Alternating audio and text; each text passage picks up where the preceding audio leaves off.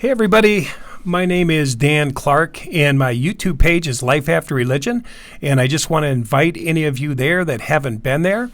Life After Religion YouTube, I've got 105 videos there, and I talk about my 40 years of being a Jehovah's Witness and why I left and why I'm glad to be out. And there's a lot of experiential knowledge there, a lot of the books we went through. So if you want to do some research or you just want to know what life was like as a Jehovah's Witness, just start checking out some of my videos, Life After Religion. Anyway, today I want to talk about teens. Teens within the Jehovah's Witness. Just what kind of horror it is, to be a teenager within the Jehovah's Witnesses. Could you imagine?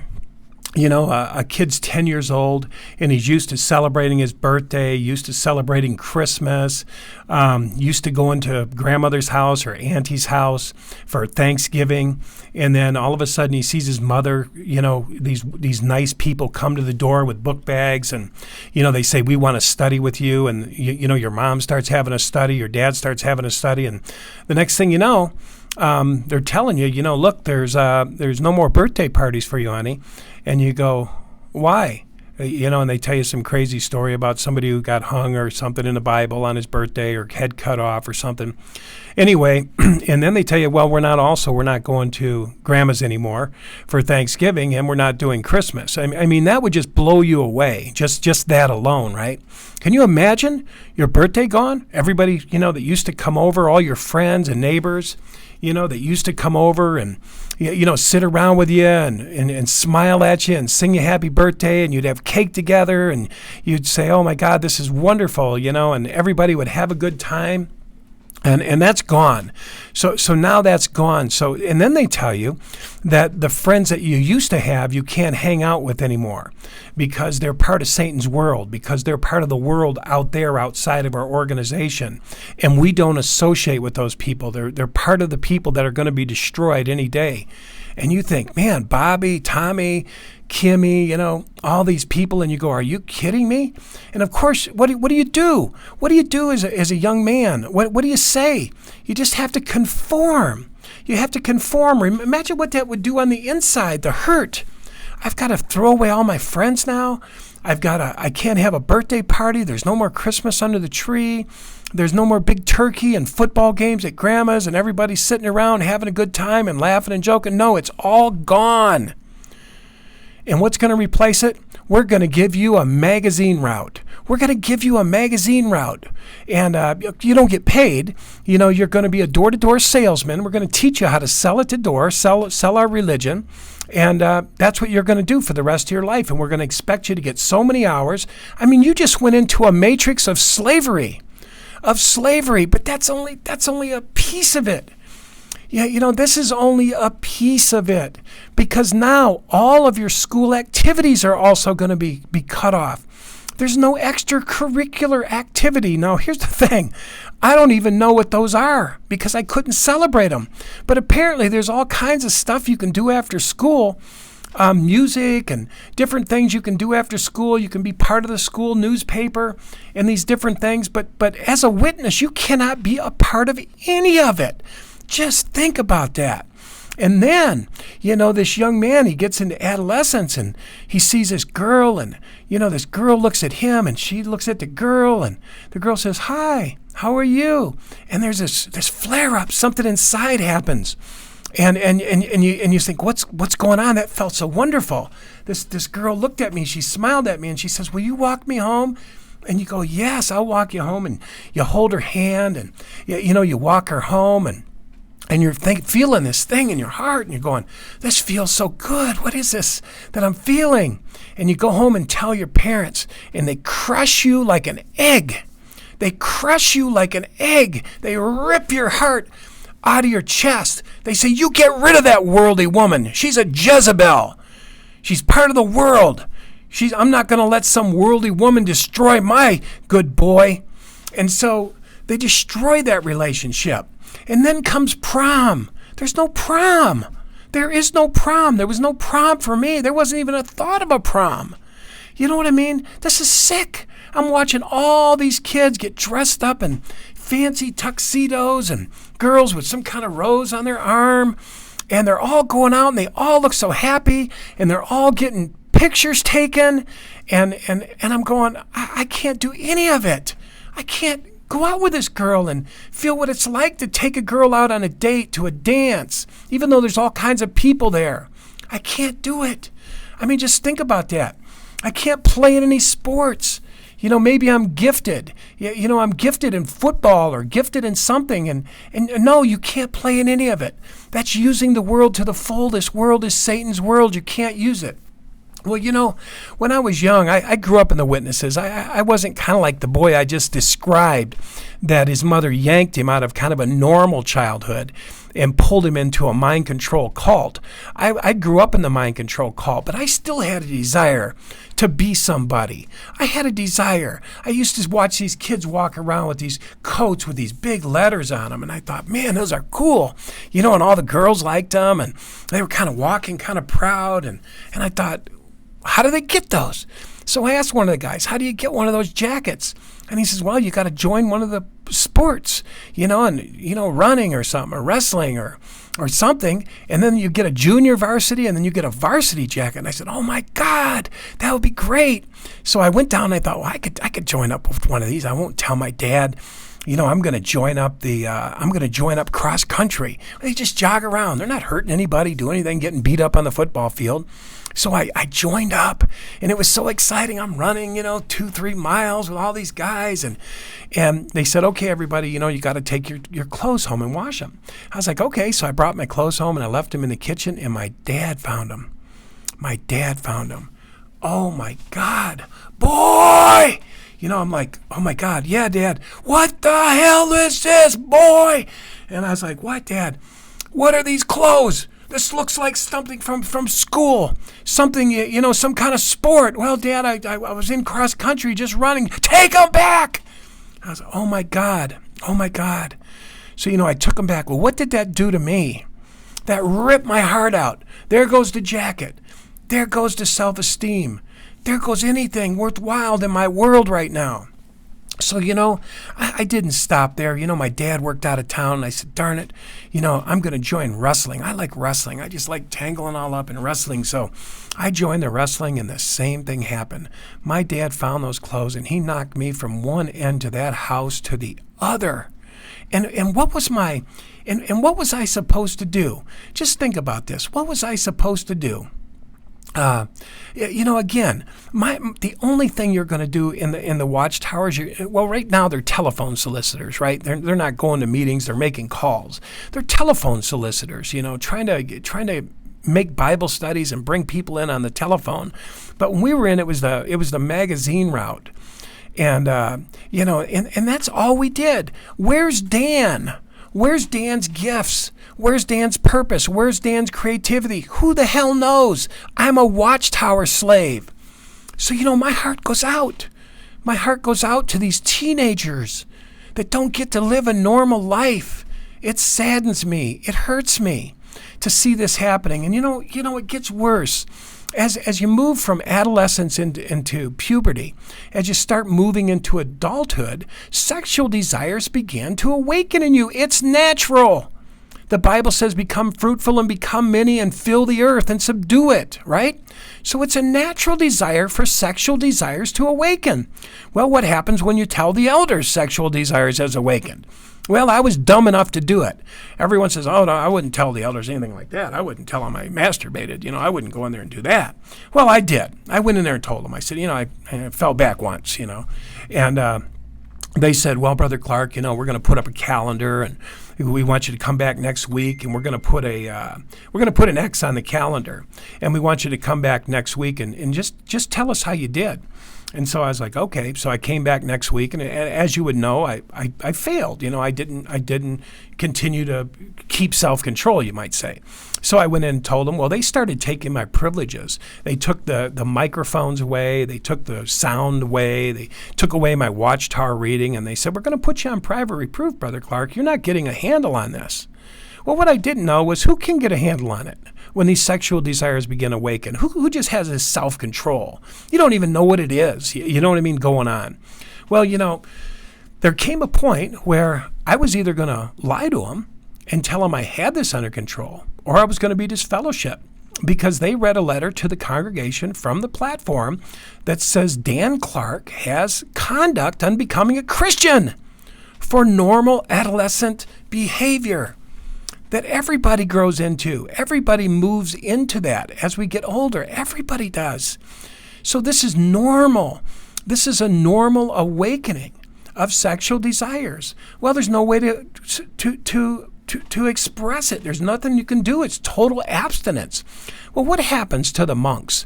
What happens to priests? When you take a priest and you compress him and you say, in our monastery, in our liturgy or whatever, within this, there is no marrying, no sexual activity, no nothing. Well, you compress this man. You compress these desires, and eventually they find a way to work out in a perverted way. In a perverted way. And that's what happens. That's why kids go to the porn places and look at porn and different things. They're trying to find an outlet. Well, with the priest, it actually is worse than that. They end up with children and different things like this. They get very perverted. And so I just think it's a shame. That there's that these witnesses continue. They don't look at this structure that they have, this infrastructure of ripping out a kid's insides, ripping out his heart with football, tell him he can't hold a girl's hand, tell him he can't kiss a girl. I mean, think about this. I mean, this one woman called these cults, the leaders, the people in charge, she called them serial killers of the soul. Serial killers of the soul. I felt like that. My dad used to take us down to the football field, and he used to say, yeah, that's where I used to play football. And we used to sit outside the fence with an ice cream cone, and he'd tell us all the games he won and how he run over this guy and hurt this guy and ran for a touchdown. He showed us his pictures in the lobby of the high school, but we couldn't join. That was using the world to the full. He showed us all his Marine Corps pictures and how he had expert riflemen and all these different things, but we couldn't do anything to get self-esteem. And so, anyway, long story short, you become desperate when you get older. That's why when I got older, I started running. I saw a guy, I was about 25, and I saw a guy with his T-shirt. And I said, man, where'd you get that T-shirt that's got that cool guy running on it? He said, when you sign up for one of these little runs, they give you a T-shirt.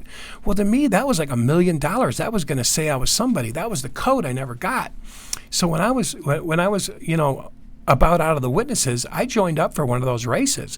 And I went down and I got me one of those shirts. I ran a 5K. And then I saw him again at my work, and I said, boy, that's an interesting shirt. He goes, oh, yeah, that's a half marathon. That's a 10K shirt. And he had all these shirts, and I thought, wow, that's cool. He said, yeah, just keep signing up for races. So I signed up for tons of races, 5Ks, 10Ks, half marathons. He says, if you run a marathon, you get a medal.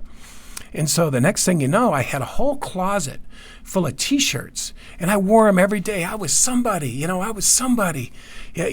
ran this marathon. I mean, it sounds crazy to somebody outside. They're like, I don't run. I don't care about running. But for me, it was like a trophy. And then I got medals. I ran a Los Angeles marathon, 3:56:46, 3 hours and 56 minutes and 46 seconds for 26 miles, which are under 9-minute miles. Then I ran Las Vegas International, Alamogordo, New Mexico, Colorado twice, and I ran up Pikes Peak. So I had a whole wall of medals and T-shirts, and man, life was good. But just think about this. This could have happened when I was young. I could have had some self-esteem. I could have balanced all that out. I could have had a normal, regular, natural development in childhood. But you don't. Your growth is stunted in there. I could have found out what my gifts were. I didn't have to wait till I was 40 to find out I could write books, that I was an author, that I could paint, that I could run a company. All of that stuff. I found out later in life. I mean, I lost 40 years of my life, and most of that time my heart was ripped out. Not being able to date girls, not being able to fall in love with who I wanted to fall in love with. You know what they tell you when you can't get control of yourself in the Jehovah's Witnesses, when that sexual desire is awakening and you kind of you fall back, and you go to them. You know what they tell you? Find a woman and marry her. They all have the same movable parts. That's what my uncle told me. He has Bethelite kids, and he said, Dan, they all have the same movable parts. Just marry one of them. Is that sick? Don't get to know them. Don't fall in love with them. There's nothing like that in the congregation. If he goes out door to door 12 hours a month and he raises his hand and comments, he's worth marrying. And nothing like what the people in the world get to experience. Maybe date a couple of girls, hold their hands, see if they like them, see what they have in common, and build from there. That's why there's so many divorces and separations and things within the Jehovah's Witnesses. So anyway, I just want to say, guys, if you see somebody that's studying with the Jehovah's Witnesses, we need to tell them. We need to go up and say, look, there's a lot they're not telling you right here. They're basically baiting you in with paradise tomorrow. And people at different times are actually more vulnerable than others. When you have a death in the family, you have a separation or something like that. The witnesses usually show up at that time and tell you that it's going to be paradise tomorrow. You're going to have a house and you're going to pet the animals and you're going to be in a paradise, and it's right around the corner. And so it's a very appealing message. And so, but what they don't know is once they get inside the Jehovah's Witnesses, that they're in a mind control, male-dominated, authoritarian cult, brainwashing cult, and that runs every aspect of your life, including your bedroom. So anyway, I just want to tell you guys, hey, if you see somebody studying, walk over there. If you see somebody interested in the witnesses and they're over at one of those little stands, walk over there and say, no, get away from this. You have no idea what you're getting into. I was in that for 40 years, and tell them your story. Yeah, because, my heart went out this weekend. I don't know why, but I was thinking about my childhood and, the dating that I didn't have to do, the sports that I didn't get to play in, the dating that I didn't get to participate in, the freak that I was, the self-esteem that I didn't have, the natural development of growth that I didn't get to have. And it saddens me. So, I think about these younger witnesses that are going through that, and especially those that have that awakened, sexual desires. You know why? Because they don't ever say it, but they feel like, something must be wrong with me. Something must be wrong with me, and they don't tell them any different. What do they tell you when you go to an elder? They say, if your eye's making you stumble, rip it out. Rip it out. I mean, not literally, but that's what they tell you. If your eye's making it stumble, you almost got to go to the point of ripping it out. Or pummel your body and lead it as a slave, that after you've preached, you might not become disapproved somehow. And if the semen touches the ground, go outside the city because you are unclean. So this is the thing. This is the thing that they tell you in there.